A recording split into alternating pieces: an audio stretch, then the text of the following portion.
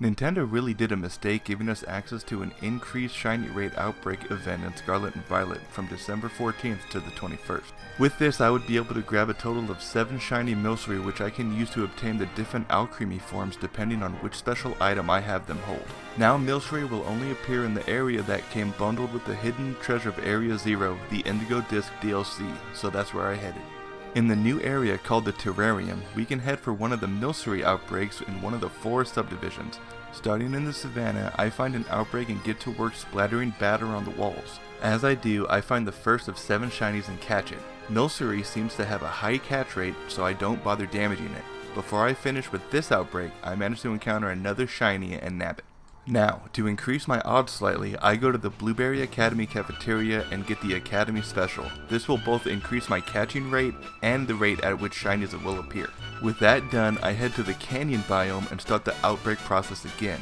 Without much ado, I grab a grand total of 3 more Milcery for a total of 5 out of 7. With that outbreak dry, I find another Canyon biome outbreak and pick up where I left off. In the DLC, you can get access to an item called the Synchro Machine, and with it you can control your own Pokemon. But be careful, because it is possible to attack and faint shiny Pokemon in this mode. That said, in Synchro mode I find another shiny Milcery, catch it, and as a good old human I find the last shiny to get all 7 I need for every Alcremie variation. All that's left is to get the 7 different sweets, and there's 2 ways to do that.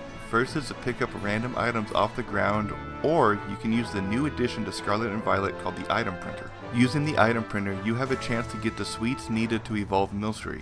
That is how I've chosen to get the sweets. It took some grinding of a new form of currency called BBQ points, but after about 80 rolls, I got the sweets, including the 0.4% chance Star Sweet.